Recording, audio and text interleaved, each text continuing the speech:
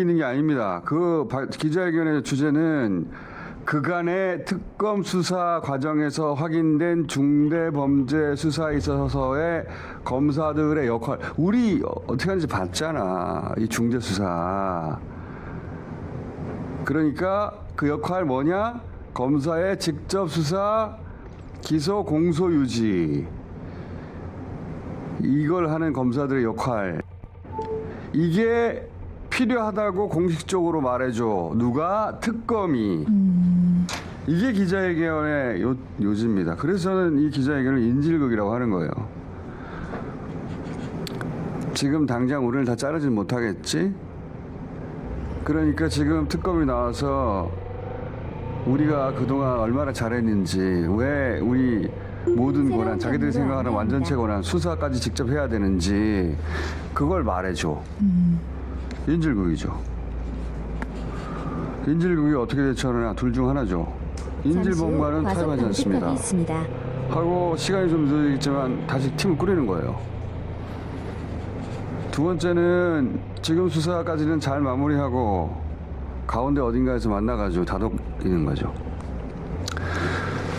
사실 직업 생활인으로서 오른쪽 방향입니다. 그들의 고민과 고충은 이해가 가거든요. 갑자기 자기가 속한 조직이 1년 후에 해체돼서 성격이 변한다. 그러면 싱숭생숭하고 개인적 진로, 전망도 다시 생각해보고 그럴 수밖에 없잖아요.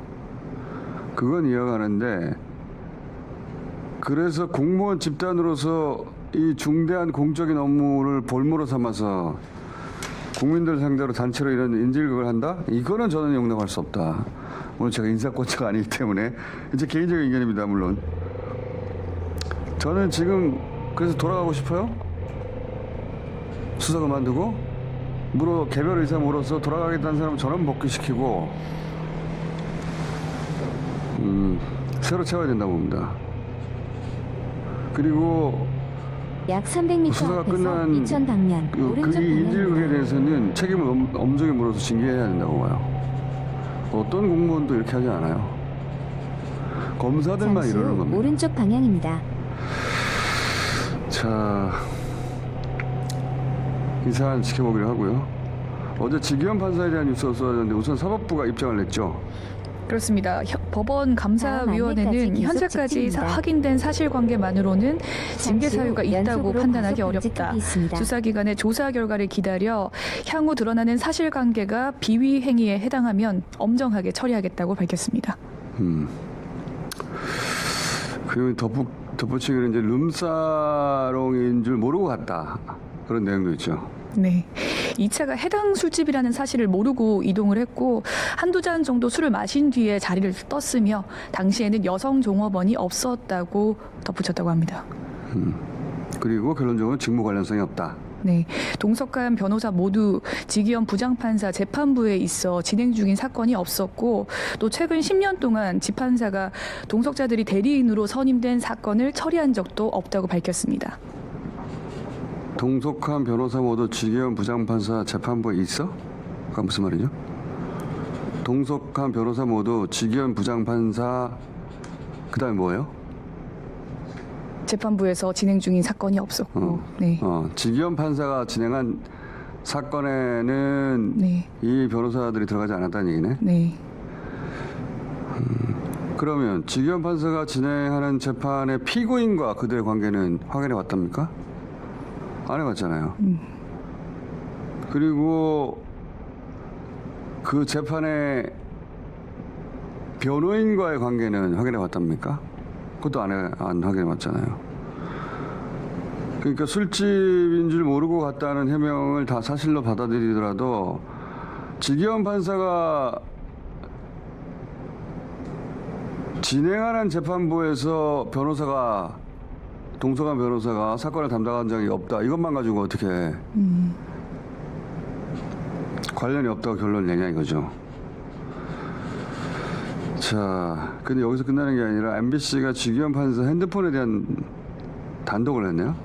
그렇습니다. 윤석열 전 대통령이 구속 취소를 청구한 당일인 2월 4일 오후 3시 23분에 삼성 갤럭시 S10을 최신형 모델인 S25 울트라로 교체했다고 MBC가 단독 보도했습니다. 몇 년 만에 교체한 거네요? 6년 만입니다. 오래 썼기 때문에 그날 그냥 우연히 교체한 것일 수도 있죠. 근데 이제 그걸 또 금방 교체했다는 거죠. 그렇습니다. 2달 뒤 또 휴대폰을 교체했는데요. 이때는 민주당이 지기현 판사의 유흥업소 접대 의혹을 제기할 때입니다. 5월 14일에 의혹을 제기하자 5월 16일에 갤럭시 S25 울트라를 또 중국산 샤오미 레드미 노트 14로 교체했습니다. 6년 만에 최신형 교체했는데 그 최신형을 다시 중국산으로 2달 만에 교체했다. 근데 하필 그때 그런 시점이다. 이거는 의심의 여지가 있네요. 네. 잠시 후 과속 왜냐면 이건 방지 수사 턱이 있습니다. 대상이 된 사람들 흔히 하는 교체 패턴인데 최근에 이제 이완 화백크림 부매에서 김건희한테 전달한 혐의로 구속된 김상민 전 검사도 명태균 건 조사가 들어갈 때 휴대폰 교체했다 이런 보도 있죠. 그렇습니다. 4월 18일 중앙지검 명태균 전담수사팀이 공천 개입 의혹 관련 조사를 한 당일에 이 갤럭시에서 아이폰으로 바꿨다 다시 또 갤럭시로 변경을 했다고. 그 이후에도 또 바꿨다는 거 아니에요? 네, 특검의 수사 준비 기간인 6월 21일에 또 정식 수사 개시 직전인 6월 30일, 특검의 압수수색이 있었던 7월 8일에도 교체를 했습니다. 자, 그렇게 이제 휴대폰을 바꾸면은 의심하게 되죠. 예. 한 번 바꿀 수는 있는데 한 번이 아니라 그런 날 하필이면 계속 바꾸면. 잠시 후 연속으로 과속 방지 턱이 있습니다. 그러자 오후에 민주당에서 지기현 판사 관련 기자회견을 했어요. 네, 민주당 정의찬 원내대표실 정무실장은 자신이 최초로 제보자로부터 전달받은 내용을 공개하는 기자회견을 했습니다. 근데 요지가 뭐예요? 제보자는 자신이 또 지난 수년간 직접 20여 차례 룸사롱을 접대를 했다. 비용은 제보자인 본인이 지불을 했고 회원제로 운영되는 수백만 원대의 비용이 드는 룸사롱 접대였다는 게 제보자의 주장이었다고 합니다. 이런 내용 언제 제보받았다는 거예요? 지난 3월 8일 새벽 0시 59분쯤이고요. 약 재판사의 600m 구속 취소 신호 위반 결정으로 및 시속 60km 윤석열 단속 구간입니다. 석방된 다음 날입니다. 윤석열 석방된 다음 날 만났다. 네, 다음 날 만났다가 아니라 다음 날 제보를 받았다. 네 제보를 받았습니다.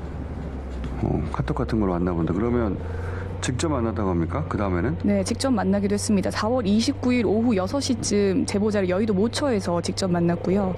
재판사와 함께 사진 속에 룸사롱을 최소 7차례를 갔고 현재는 폐업한 다른 룸사롱도 10여 차례 이상 함께 했다고 말했다고 했습니다.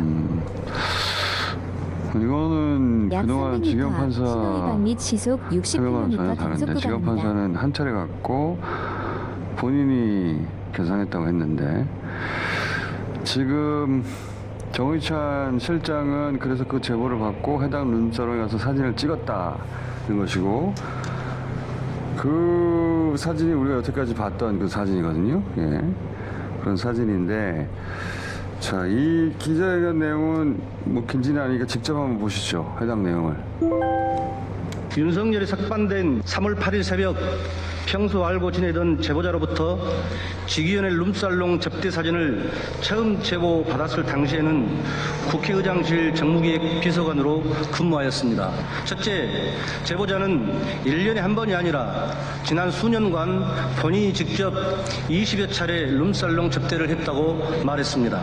둘째, 대상 법관 지기현이 비용을 지불한 것이 아니라 제보자가 비용을 지불했다고 말했습니다. 셋째, 1차에서 식사와 술을 마시는 사이 수준을 넘어 회원제로 운영되는 약 600m, 수백만 원대의 시속 비용이 드는 60km 룸살롱 단속 접대임을 분명히 말했습니다. 상세한 사건 일지는 아래와 같습니다. 2025년 3월 8일, 3월 7일 윤석열 석방 다음날 새벽 00시 59분 카톡으로 제보자와 지기현을 포함한 3인이 함께 있는 사진을 저에게 보내왔습니다. 2025년 4월 29일 18시경 약 300m 앞 여의도 모 시속 식당에서 저는 60km 제보자와 단속 만났습니다. 구간입니다. 제보자와 지기현이 윤석열 석방한 이유를 이해하지 못하겠다. 직위원과의 사적 관계를 이야기하며 직위원과 해당 룸살롱인 그레이스에서 최소 7회 갔으며 그 외에도 10여 차례 이상을 현재는 폐업한 다른 룸살롱에 갔음을 말하는 것입니다. 비용은 늘 제보자 본인이 지불했으며 직위원과 함께 수차례 골프도 쳤음을 저에게 말해왔습니다. 공수처 검사는 대법원에 윤리감찰 결과를 3차례 요구했으나 대법원이 답변을 주지 않고 있어 수사에 난항을 겪고 있다고 말했습니다. 이제 와서 공수처 수사 결과 후 철회하겠다는 것은 진상규명의 의지가 없음을 분명히 한 것입니다. 자, 저번에는 아주 구체적이거든요. 네.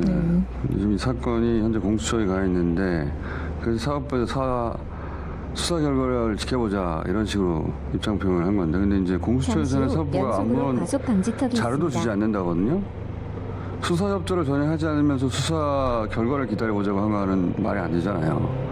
사법부의 태도를 읽을 수 있는데 근데 이제 이런 정도로 논란이 되고 외관의 공정성이 깨지면 적어도 공수처 수사 결과가 날 때까지는 내란 재판에서 빼는 것이 맞을 것 같은데 그게 상식적인데 조희대 사법부는 그런 생각이 아예 없어 보입니다. 약 아예. 600m 앞 무슨 소리가 있더라도 윤석열은 직위원으로 마무리하겠다는 것 같거든요. 매곡 그래서 교차로에서 불안한 거죠. 마장 덕평 오해서 IC 방면 좌회전입니다. 자, 잠시 후 이 과속 사안은 방지턱이 여기서 끝날 것 있습니다. 같지 않고 법사위에서 어제 조희대 청문회를 했는데 핵심 증인들이 모두 불출석을 했기 때문에 국정감사를 대법원 현장에 가서 하겠다고 어제 알렸죠. 네, 다음 달 15일에 대법원 현장 국정감사를 진행하기로 결정했습니다. 덕평 IC 방면 좌회전입니다. 그 과정이 순탄치가 않았거든요. 법사위 요즘 전쟁터인데. 잠시 후 네. 좌회전입니다. 이런 일이 있었어요. 영상 잠깐 봅시다. 허영교 박규택 의원님, 박규택 조용히 해 그렇게 버릇을 굴지 마 박규택, 야 정말 나간 이름을 불러 그걸 맞춰 거기다 반말을 해 박규택 의원님, 야 조용히 해 야 박규택 의원님, 입장으로 박규택 의원님, 의원에게 모욕을 주거나 이름을 부르거나 의사 진행 발언을 얻지도 않고 함부로 얘기하시면 안 됩니다. 경고합니다. 1회 경고했습니다. 2회 경고를 넘어서서 위원장의 의사 진행을 방해하면은 저렇습니다. 법사위가 요즘. 자, 그 특검발 뉴스가 있는데 계속 커지고 있는 사건이 있어요. 쿠팡 무혐의 사건인데 간단히 요약하면 고용노동청이 쿠팡의 비리를 확인하고 압수수색해서 내부 지침서라는 걸 확보했거든요. 이 내용이 뭐냐면 내용 좀 띄워봐 주세요. 내부 지침서에 저런 내용이 있는데 이게 무슨 말이냐면 취업 규칙을 바꿨는데 개별로 알려주지 말라. 물어보면 그때 얘기해라. 이런 뜻이거든요. 취업 규칙을 알려주지 않으면 그 무효예요. 취업 규칙의 변경이. 그래서 노동청이 이제 기소 의견으로 사건을 검찰에 송치를 했어요. 그래서 부장검사가 이건 기소해야 된다고 하는 것을 당시 엄희준 이분 유명한 분입니다. 엄희준 부천지청장이 부장검사를 패싱하고 담당검사에게 무혐의 하라는 취지의 지시를 해서 결국 무혐의로 대검에 보냈다. 이건 저희가 한번 다룬 적이 있지 않습니까? 네. 다룬 적이 있는데 그때 그래서 메신저도 나왔잖아요. 네. 무혐의 쿠팡 무혐의라고 나와 있는 문구가 있는데 그런데 이제 여기서 JTBC가 추가 단독을 안내까지 했어요. 계속 직진입니다. 대검에 보고를 할 때 이 사안을 이 내부 지침서가 이제 위법의 핵심 증거인데 이걸 누락했다는 거예요. 그렇습니다. 수사의 핵심 증거인 쿠팡 내부 지침서를 검찰 수사 보고서에 포함하지 않았다고 합니다.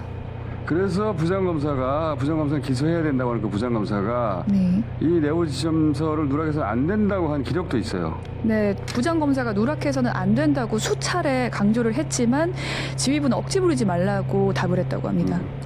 그래서 이 과정을 거쳐서 결국 무혐의가 됐다는 겁니다. 그리고 또 오마이뉴스 단독인데 고용노동부가 네.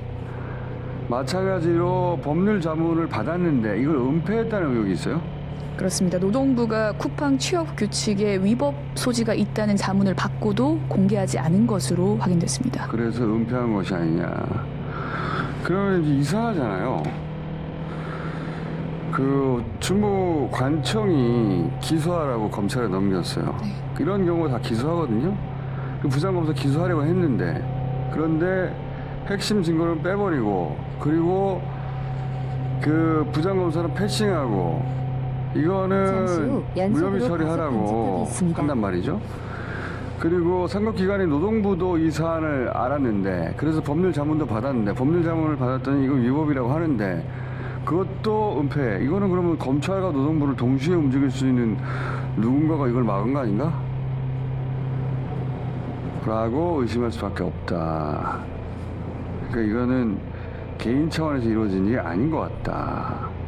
잠시 후 사건이 연속으로 정리될 과속 것 같습니다. 방지턱이 자, 있습니다. 그리고 어제 신무정 전 검찰총장 최혜병 특검이 불렀네요. 네. 피의자 소환된 거예요? 그렇습니다. 이종섭 도피성 호주대사 임명 의혹의 피의자로 불러 조사했다고 합니다. 어떤 혐의입니까? 범인 도피 및 직권남용 권리행사 방해입니다. 그 이종섭 전 장관을 외교적 이유에서가 아니라 최혜병 사건 중요 피의자라서 수사를 못하게 할 목적으로 호주 대사로 임명함으로써 해외 도피시켰다. 이게 이제 혐의인데, 그 중에서 심우정 전 총장은 당시 법무부 차관이었거든요. 출입국 관리 사무를 관장했을 텐데, 그러니까 호주 대사로 보내기 위해서 이종섭 출국 금지를 해제해 준 거 아니냐. 거기서 해제해 줘야 되니까. 그것은 범인 도피를 도운 것이다. 이런 혐의인 것 같아요. 예. 최혜병 특검 보니까 거의 막바지 온 것 같고요.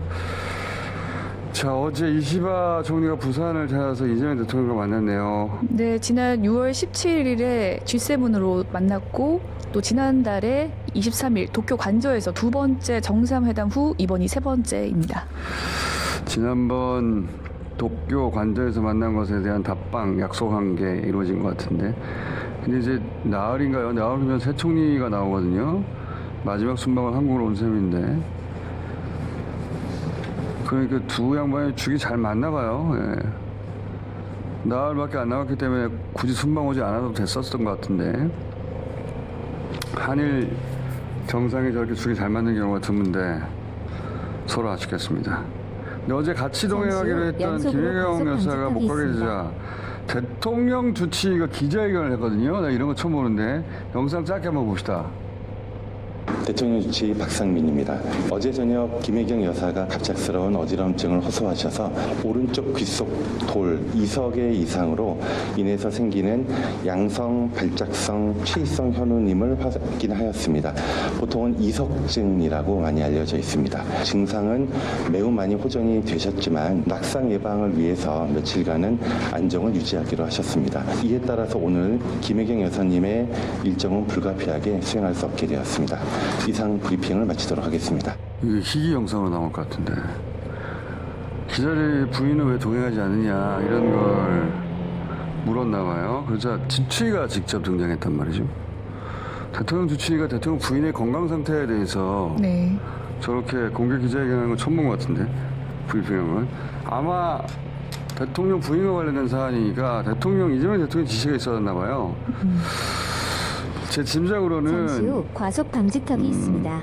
공적 행사, 예, 대통령 부인 자격으로 참석하고자 했다 불참하게 된 것은 공적 사안이니까 공개 브리핑하라 이렇게 된 게 아닌가 싶어요. 예.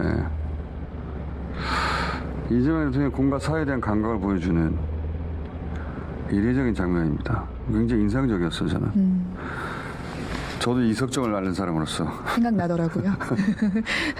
자, 그리고 국무회의에서 방송미디어통신위원회 설치법 어제 의결이 돼서 이제 이진숙 위원장은 자동 면직됐습니다. 그래서 네. 오늘자로 1년 2개월 만에 임기 종료됩니다. 이진숙 씨가 됐는데, 이진숙 씨가 이제 떠나면서 했던 인사가 또 화제예요. 자, 인사만 잠깐 봅시다. 예, 수고 많았어요. Goodbye and see you.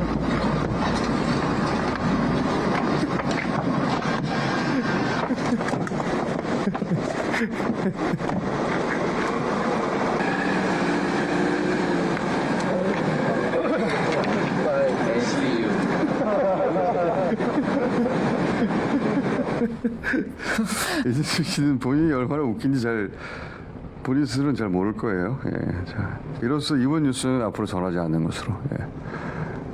출마하고 싶어 하시는 것 같은데 이런저런 이야기를 할 텐데. 자, 굿바이 앤 시유. 자, 그러면 고민정 아나운서 굿바이 앤 시유. See you tomorrow. 겸손은 힘들다 권민정이었습니다.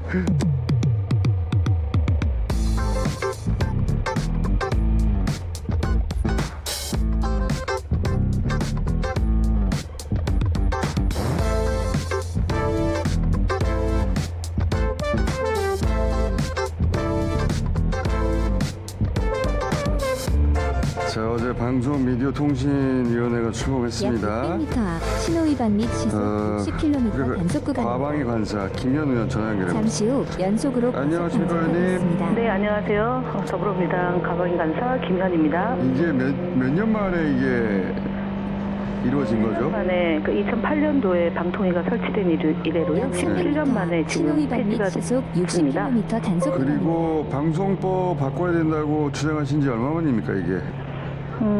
방송법은 사실 2016년도부터 그러니까 방송법을 개정해야 된다고 얘기를 했고요. 네. 방통위 설치법을 폐지해야 된다라고 얘기한 거는 1년 정도 됐습니다. 자, 오랜 시간 노력해서 여기까지 왔는데 그동안 가장 힘들었던 게 뭡니까? 가장 힘들었던 거는 사실은 대통령 공약사항인데요.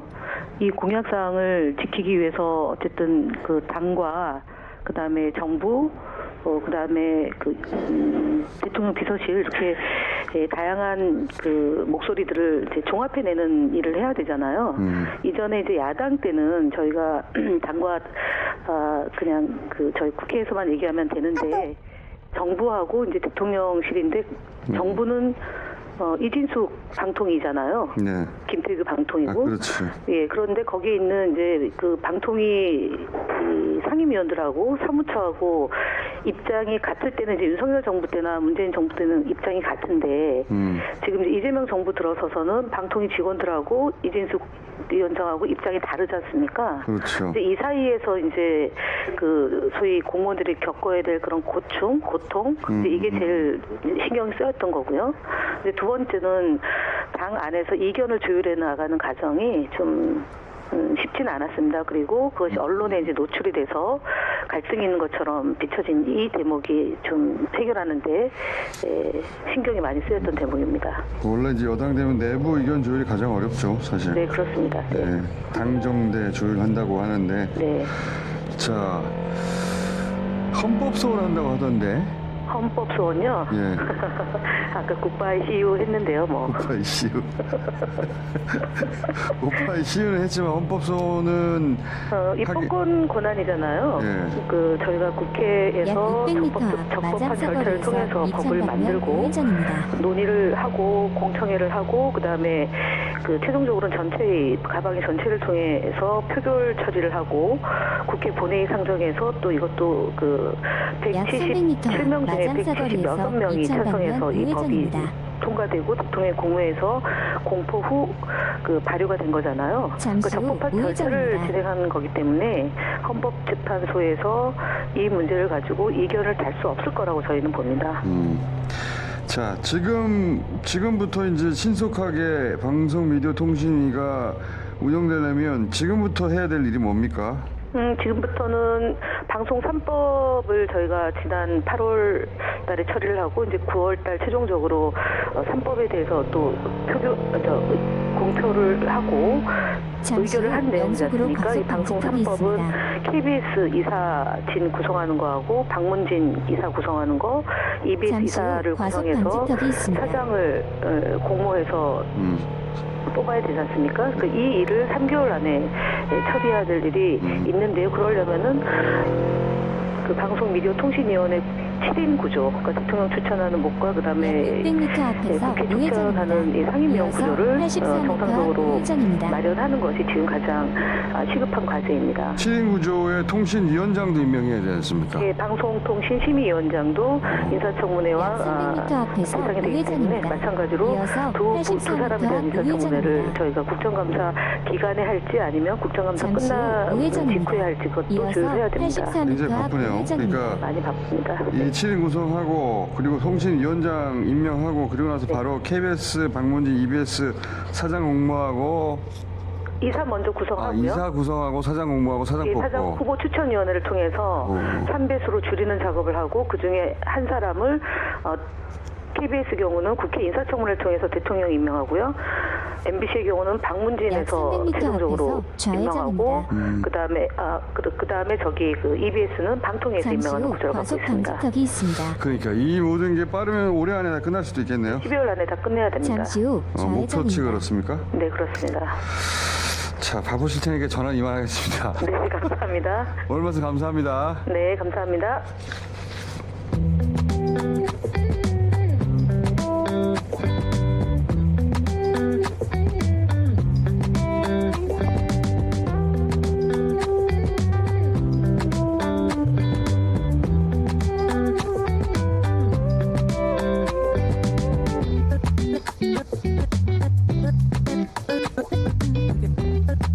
자, NSC 김준영 의원님 나오셨고요. 안녕하십니까? 안녕하십니까? 잠시 후 김인규 교수님 목적지 나오셨고 지점입니다. 안녕하십니까? 안녕하세요. 호사카유지 교수님 나오셨습니다. 안녕하십니까?